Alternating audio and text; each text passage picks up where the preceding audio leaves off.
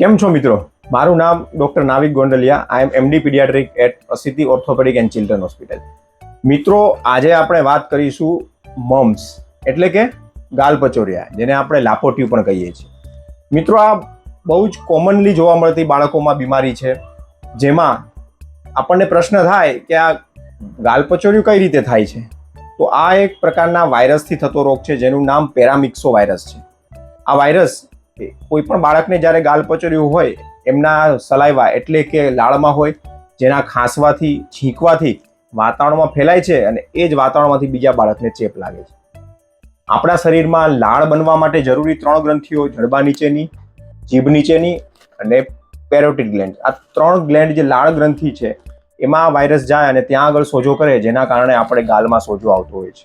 આ એક પ્રકારની બહુ સામાન્ય અને ખૂબ જ ફ્રિકવન્ટલી જોવા મળતી બીમારી છે. એમાં કોઈ ગભરાવાની જરૂર નથી. ત્યારે આપણે પ્રશ્ન થાય, લક્ષણો શું હોઈ શકે?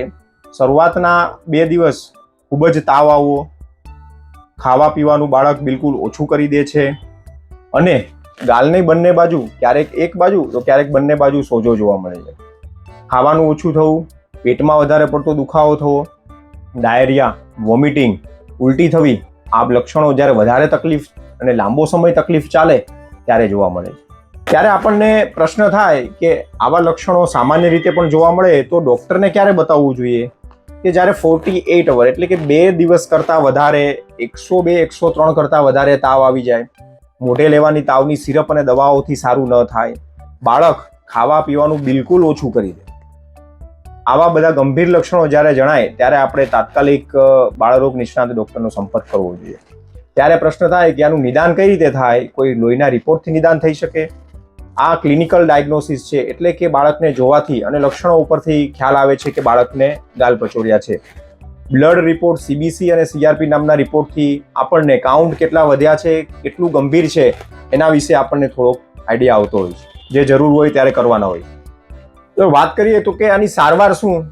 આ એક સેલ્ફ લિમિટિંગ ડિઝીઝ છે, એટલે કે બાળકના શરીરમાં 2 દિવસથી માંડીને 7 થી 8 દિવસ સુધી લક્ષણો રહેતા હોય છે. જો સામાન્ય લક્ષણો હોય, વધારે કંઈ તકલીફ ન હોય તો આપણે એમાં સિમ્પ્ટોમેટિક એટલે કે પાણી જેમ બને એમ વધારે પીવડાવવું જોઈએ. તાવ આવે તો તાવની સિરપ અને ટેબ્લેટ આપી શકાય છે. શરદી હોય તો શરદી માટેની દવાઓ. આ પ્રકારની દવાઓથી બાળકને રાહત રહે છે. બીજી કોઈ પ્રકારની એન્ટીબાયોટિક કે ભારે દવાઓની ક્યારેય જરૂર હોતી નથી. ખાવામાં શું ન આપવું જોઈએ? તો એ ખાટા ફ્રૂટ છે, લીંબુ પાણી છે, લીંબુ શરબત, જેનાથી સ્નાયુઓનું ખેંચાણ આવે એવી વસ્તુઓ, ફ્રૂટ, એ આપણે બાળકને ક્યારેય ગાલપચોરિયામાં આપવા જોઈએ નહીં.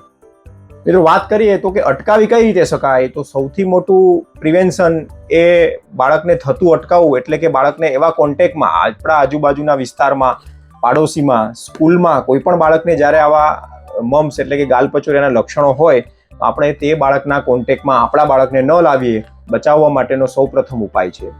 બીજું, વેક્સિનેશન એટલે કે રસીકરણ.